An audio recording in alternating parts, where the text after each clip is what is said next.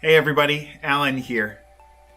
Last week we began every morning with prayer points. And this was something just for our church where I was hoping to see us be focused in prayer. And this week we want to continue that. Along with that, I really want to every single day just share with you one verse on peace. And this morning I want to just talk really quick about 2 Thessalonians chapter 3 verse 16, where God tells us that he is the God of peace. Here's what it says. Now may the Lord of peace himself give you peace at all times and in every way.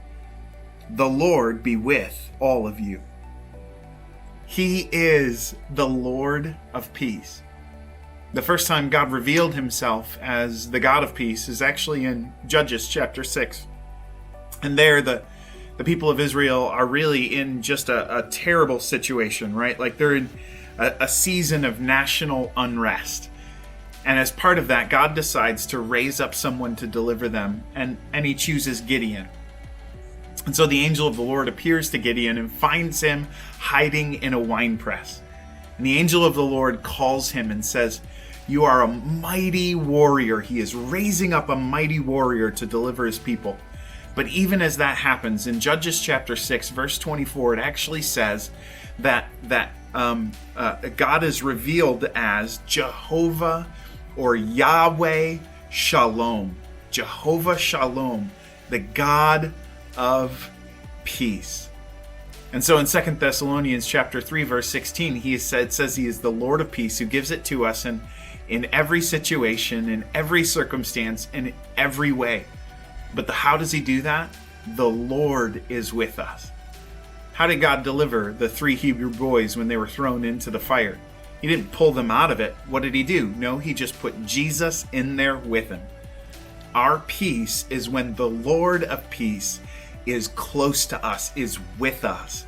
In the midst of all the circumstances, in the midst of all the situation, as Gideon is raised up for war, he has God with him who is the God of peace. And so he has peace through all of it. And so that's my prayer for you today as well. My prayer is that as God is raising up, I believe, people to go to battle for the people of God, he is also going to grant peace through his presence. And so that's my hope and my prayer for you. Today I would just ask that you would be praying for the people of praise.